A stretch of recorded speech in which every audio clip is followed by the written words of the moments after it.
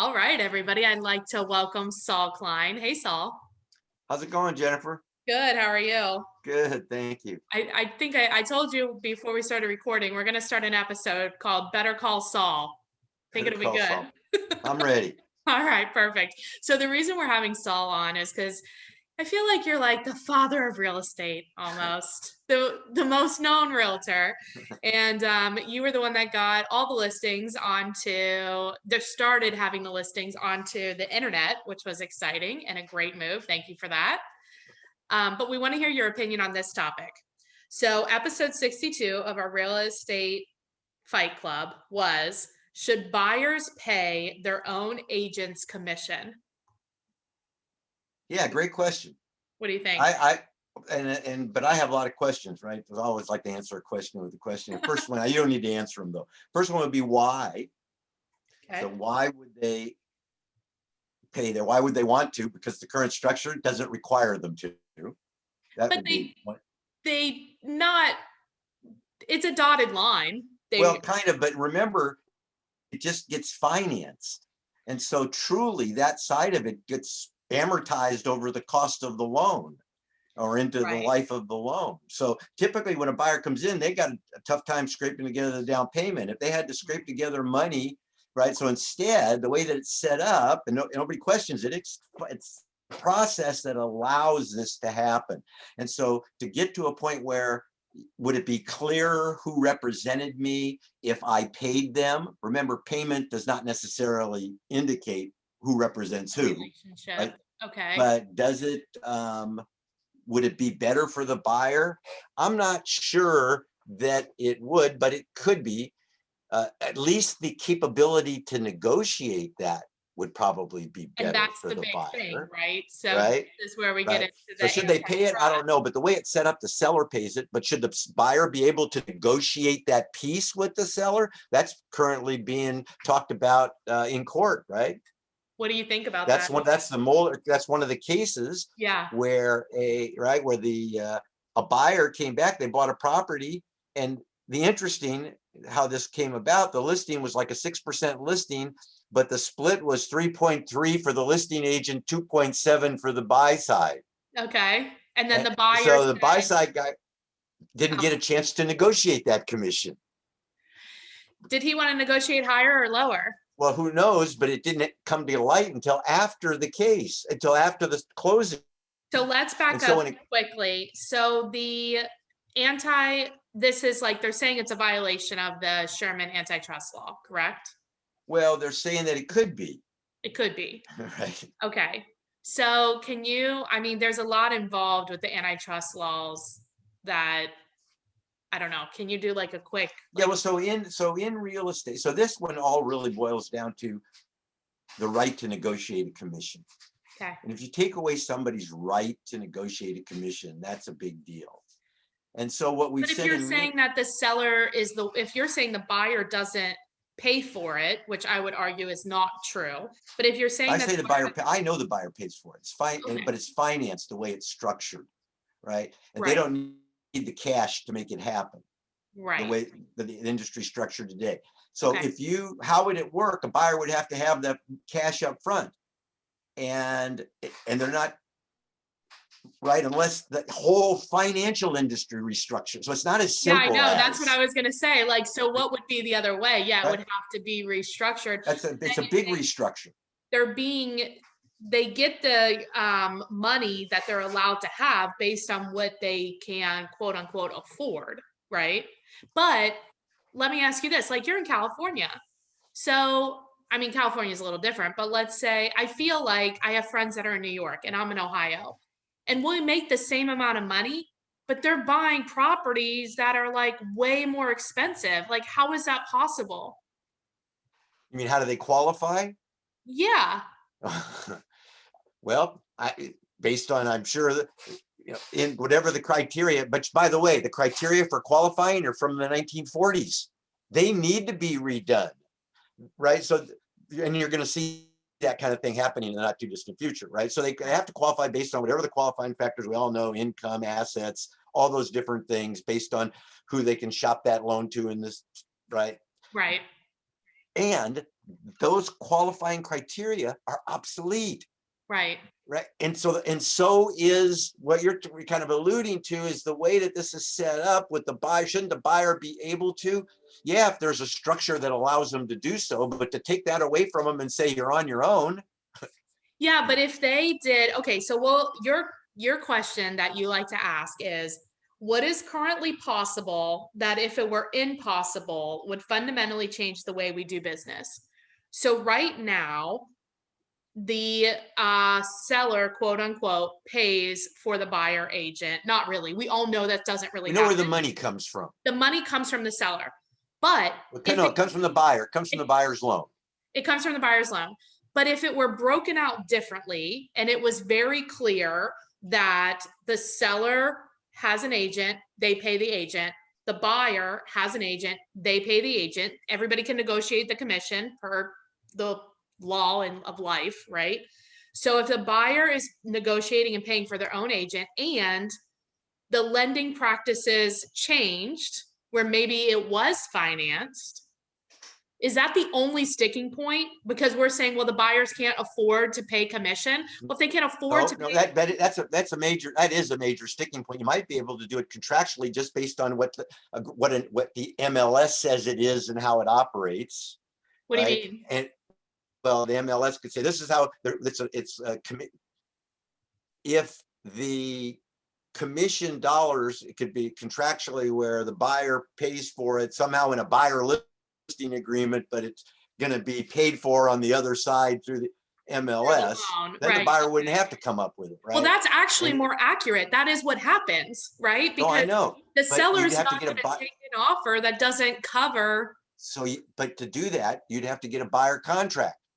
And to get a buyer contract, and did I send you my How to List Buyers package that I did 30 years ago? You have to convince a buyer to sign a contract that nobody else is making them sign. And so agents are resistant in getting buyer agent contracts signed. They are. Because you could take care of silly. I'm just, but that's right. I mean, that's the way it was when I sold real estate. Has it changed? No, it's so, I mean, I don't know. We do buyer contracts all the time. I don't know why you wouldn't. But people don't, right? I mean, right. And so you could take care of a lot in a buyer contract. You could work that language out in conjunction with the MLS and then maybe without restructuring the financial side of it, you could make that change. I mean, I'm just speculating. I'm saying, because you raised the question, what's currently possible, true. And if it were in, and right now with these cases, again, we roll back to these current cases where what the buyer is saying in their lawsuit is we should be able to negotiate commission. We weren't allowed. The amount of commission that was given to my agent I wasn't allowed to negotiate that. That was negotiated with the seller. And that's not fair that you excluded me from as a buyer from negotiating the commission that I have to pay. And not only am I suing you, the MLS, I'm suing like for the back 4 years for everybody who bought a house. Right. Look at those slides I sent you. I did send them. That was crazy. So like, what if, okay, let's say that the world changed. Let's say that the buyer paid their own. Let's say that the financing was not an issue.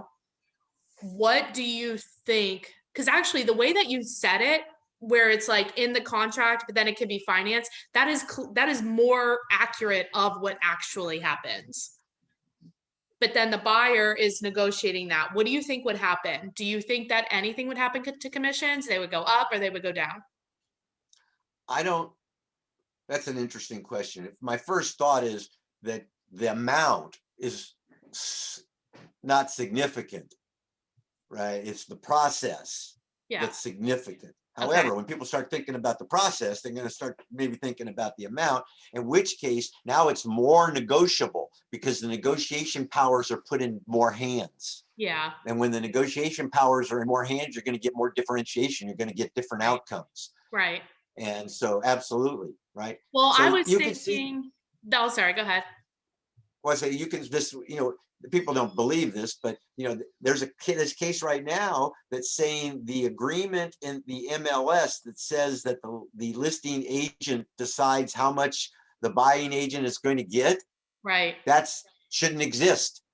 And if that court case came up and if they said that's right, that shouldn't exist, then what? you'd have that offer of compensation go away, and then the whole industry would have to change. However, NAR, the DOJ filed some other lawsuit recently, right, against NAR to make them make all these disclosure changes, and NAR pretty much, I think, is agreeing to do them. And if they do, then there's question is how does that affect these other cases that are floating out there? And we don't know the answer to We that. don't know, but they do. I mean, on the MLS, it does disclose what the buyer agent compensation is. It does, but now they're talking about disclosing that on the websites, which they don't disclose, right?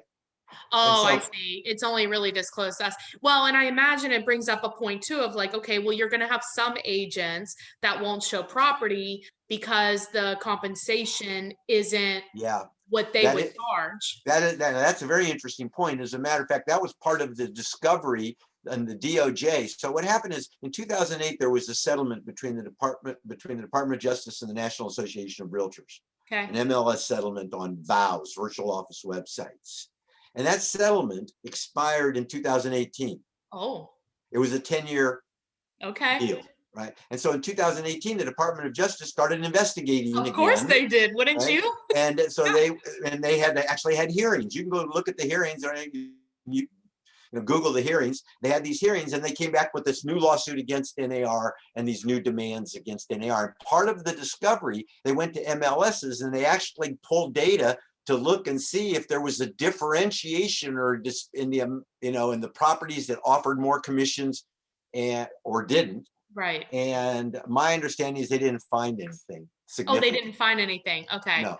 I think that in general, because I mean, there's so many real estate agents, but I think in general, as real estate agents, most of us are showing based on the client's needs rather than the financial compensation. But of course, it raises a question, right? Like, it's possible that there are a handful of people or more that are not showing, that are only showing based on the financial. But then I would argue, look, if you got a buyer agreement and your buyer, and you said, hey, buyer, this is my fee, I charge X% or flat fee or whatever you charge. And typically we can wrap it into the loan as part of what you pay, and the seller will agree, or that, the listing broker would agree to pay that, whatever. But if they don't, you're on the hook for the difference. Is that agreeable to you? Right? You put that right in that's in your buyer broker contract. Right. And that's what we do. And sometimes we waive it and sometimes we don't, because it's an agreement. Like, we agree to it. And that's like, I relate a lot of what we do. I mean, a lot of what we do is like accountants, CPAs, like there's a lot of service professionals that are similar to realtors, or real estate agents. Mm-hmm. So like, there are different levels of attorneys that charge differently. But when you go in, they say, okay, I charge X dollars per, dang, Saul, we need to charge per hour. I actually did that. Okay. So I actually had my practice set up where I had this great opportunity. I did it for a couple of years where I would do these seminars for a company called the Learning Annex. Okay. And it was how to buy your first home, how to buy investment property, how to make investments. There was like 3 of these things. And I would do the how to buy your first home every month. People would pay like $29. Yeah. And I'd have like 20 or 30 people. Most of them first-time home buyers. They wanted to learn. There was magazines on every rack everywhere. People would take these courses in B-level hotels, right? Yeah. And go there ahead of time and set up and do. And I would make up these packages. They have copies of contracts, and they pay. And I'd get half the take. So I'd make a couple $100. Nice. And I would take like 3 or 4 of my agents with me. And it was a 3-hour presentation on everything you need to know to buy a piece of real estate, like disclosure and agency and being represented. Right. And how do you get represented in a real estate transaction? By the end of the course, people want to know, how do we work with you? Yeah. Oh, well, I have my staff's in the back of the room. So we always had 20 or 30 people who were ready to buy every month. And so we had different pricing. Yeah. And we would bring this out and we would say, here's the choices. Here's how traditional pricing works. Here's how you get represented. It's paid for on the other side. That's typically the way it works. Right. There's other ways to do it. We can do it. So we go out and you will earn a commission. We're only going to charge you 2. If we earn 3, then you're going to earn 1 of that. We could do that. Or we could say, we're going to charge you by the hour. Yeah. Typically we'll get paid 3% on the other side. Whatever we get paid on that side, we'll subtract the amount that we, accumulate based on our hourly wage. And anything left, you get that. Right. So we have these like a rebate. Yeah, it's yours. And so, but because you're paying us for the hour and you're paying us. Oh my God, that's beautiful. How did whether or not you close, you still pay us. Right. But if you're serious about buying a house, this is a no-brainer. Right. No, because they're going to get a rebate. Yeah. And they're going to choose a house faster. So we had all those. So we did that. And we had the luxury because we had the leads because we did this. Right. So for like a 3-year period, I experimented with representing buyers and buyer contracts and how many people say no. And this was, I don't remember the year, but it had to be in the. How did it turn out? Most of the people wanted to go the traditional way. Why? Well, because it's less, I don't know, but I think it's because it's less risk from their perspective. Right. Not putting it, and nobody else asked them to do it the way I asked them to do it. Right. I mean, it was like, well, that's not the way it usually works, is it? No, that's not the way it usually, here's the way it usually works. I wonder though if it would change for non-first time home buyers, like people that work, like investors. Like if that were me, I mean, I like to buy investment property. I can do a lot of the work. Like I just need you for a little bit. And if I can get a rebate, dang.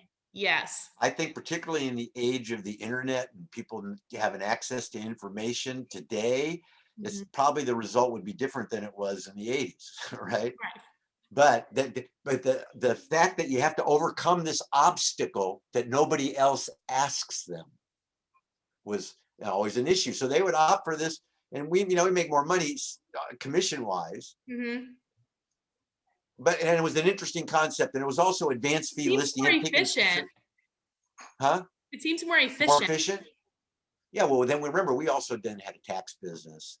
Yeah. And financial planning. Right, you had all and property management. Yes. And right, so it was built, all of those things. We built trust. It was a relationship type of thing.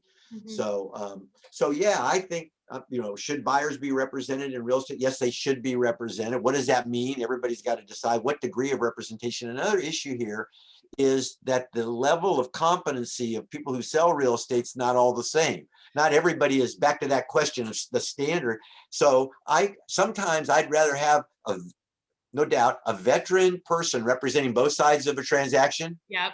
Than 2 incompetent people. And we said, we each had our own representative. Right. Yeah, well, what good did it do you? Didn't do you any good. Okay, so Saul, you've got to be the tiebreaker though. You have to land. Should buyers pay for their own representation? You got to have a yes or no. Or should they pay for well, you and I know that they do. They do. And so of course they should. The structure should allow for negotiation on that side. That's the missing piece. That's the missing piece. And you're saying but if it allows for negotiation, you think that the way it should be broken out and they can negotiate, but then it's still structured to be inside the loan.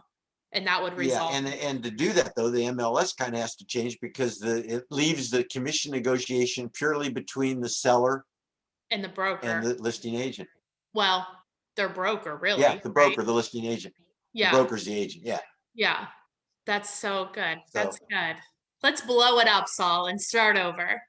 Hey, well, they got to start a property wiki. That's a whole nother conversation, right? Where everybody just submits their listings to one spot and you got AI to cleanse it so it's always fresh and accurate and up to date. Oh, there's a lot of ideas. Yeah, I like it. I appreciate you being on. If wait, you have the talk show that you do. What's it called?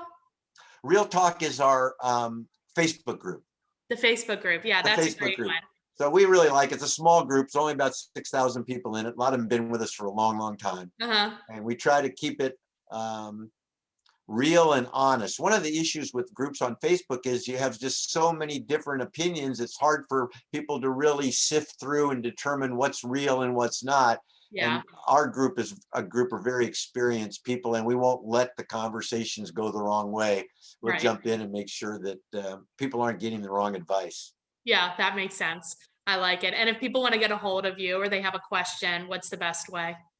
Saul at BetterCallSaul.Realtor works. Is there Saul at BetterCallSaul.Realtor, or Saul at saulklein.com, or you can follow me on LinkedIn. And but it's time for a conversation. yeah. It's time for people to say, the whole world's changing around us. Hmm. And as it changes around us, we got to expect that things are going to change within the industry. And let's look to this and let's make it work for everybody. Well, instead And of, I mean, you've said it in a lot of like you have a lot of videos, you have a lot of presentations, and you've said it before, like we can no longer keep our head in the sand. If we do that, we're gonna be obsolete. Like, let's raise our heads out of the sand and like be on the forefront of this stuff because we're already behind, you yeah, know? absolutely. We are. And, but it's not over yet. No, it's not. We're gonna get them.